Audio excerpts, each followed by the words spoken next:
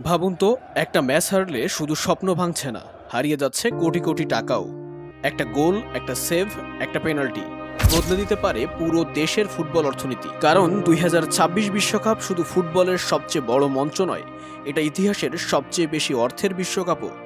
48টি দল, 104টি ম্যাচ, 3টি দেশের ভেন্যু, আর শত শত মিলিয়ন ডলারের পুরস্কার।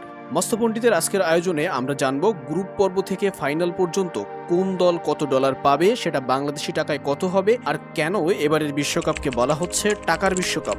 বিশ্বকাপ 2026 কেন এত আলাদা? আগে ছিল 32টি দল, এখন 48টি দল। মানে আরও বেশি ম্যাচ, আরও বেশি সম্প্রচার আয়, আরও বেশি স্পন্সর এবং আরও বেশি টাকা।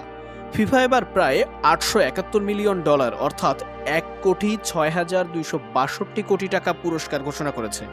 শুধু পারফরমেন্স ভিত্তিক পুরস্কারই থাকবে 655 মিলিয়ন ডলার অর্থাৎ যা বাংলাদেশি টাকায় 79,910 কোটি টাকা।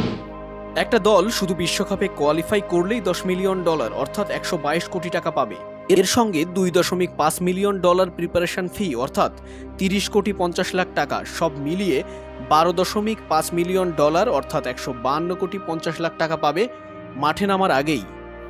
যদি কোনো দল গ্রুপ পর্ব থেকে বিদায় নেয় তাহলে সে কত টাকা পাবে? সে পাবে 9 মিলিয়ন ডলার অর্থাৎ 109 কোটি 80 লাখ টাকা। তাহলে কোয়ালিফিকেশন, প্রিপারেশন, পারফরমেন্স মিলিয়ে 21.5 মিলিয়ন ডলার, যা বাংলাদেশি টাকায় দাঁড়াচ্ছে 262 কোটি 30 লাখ টাকা। 3 ম্যাচ খেললেই 260 কোটি টাকার বেশি পাবে একটি দল। রাউন্ড অফ 32, যা বিশ্বকাপের নতুন সংস্করণ। রাউন্ড অফ 32 পর্যন্ত যেতে পারলেই একটি দল পাবে 11 মিলিয়ন ডলার, যা 134 কোটি 20 লাখ টাকার সমান।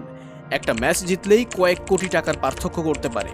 আপনার দল যদি শেষ 16তে উঠতে পারে তাহলে তারা পারফরমেন্স ফি বাবদ পাবে 15 মিলিয়ন ডলার অর্থাৎ বাংলাদেশি টাকায় 183 কোটি টাকা।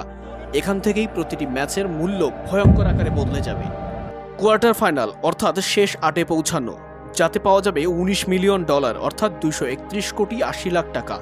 একটা ম্যাচের দাম তখন কোটি কোটি টাকার সমান। সেমিফাইনাল, এখানেই টাকার বিস্ফোরণ অর্থাৎ চতুর্থ স্থান অধিকারী দলটি পাবে 27 মিলিয়ন ডলার, যা 329.39 কোটি টাকার সমান।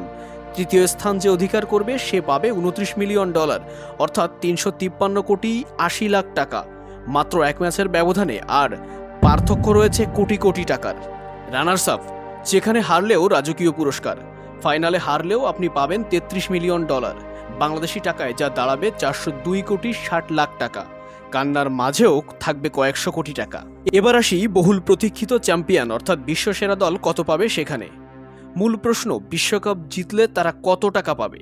50 মিলিয়ন ডলার, যা বাংলাদেশি টাকায় 610 কোটি টাকা।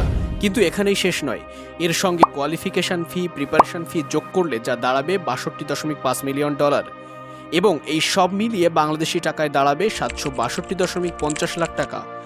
একটা ট্রফি আর প্রায় 800 কোটি টাকার পুরস্কার। এবার যদি পুরো হিসাবটা সংক্ষেপে দেখতে চাই তাহলে সামারিটা এমন দাঁড়াবে: গ্রুপ স্টেজ থেকে বাদ গেলে 9 মিলিয়ন ডলার, যা 109 কোটি 80 লাখ টাকার সমান। রাউন্ড অফ 32 থেকে বাদ গেলে 11 মিলিয়ন ডলার, যা 134 কোটি 20 লাখ টাকার সমান। রাউন্ড অফ 16 থেকে বাদ গেলে 15 মিলিয়ন ডলার, যা 183 কোটি টাকা।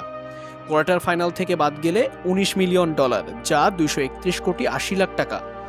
যারা চতুর্থ স্থান অধিকার করবে তারা পাবে 27 মিলিয়ন ডলার, যা 329 কোটি 40 লাখ টাকা। তৃতীয় স্থান অধিকার করলে 29 মিলিয়ন ডলার, যা 353 কোটি 80 লাখ টাকা। রানার্স আপ দল পাবে 33 মিলিয়ন ডলার, যা 402 কোটি 60 লাখ টাকা। আর চ্যাম্পিয়ন দল পাবে 50 মিলিয়ন ডলার, যা 610 কোটি টাকা। তাই বিশ্বকাপে যখন দেখবেন কোনো দল শেষ মিনিটে মরিয়া হয়ে আক্রমণ করছে, মনে রাখবেন তারা শুধু ট্রফির জন্য লড়ছে না, তারা লড়ছে শত শত কোটি টাকার জন্য, একটা দেশের ফুটবলের ভবিষ্যতের জন্য, আর কোটি ভক্তের স্বপ্নের জন্য। 2026 বিশ্বকাপ হবে শুধু ফুটবলের যুদ্ধ নয়, এটা হবে টাকারও যুদ্ধ। আপনার মতে কোন দল সবচেয়ে বেশি টাকা নিয়ে দেশে ফিরবে? কমেন্টে অবশ্যই জানাবেন। আমাদের ভিডিওটি ভালো লাগলে সাবস্ক্রাইব করে পাশে থাকুন। ধন্যবাদ।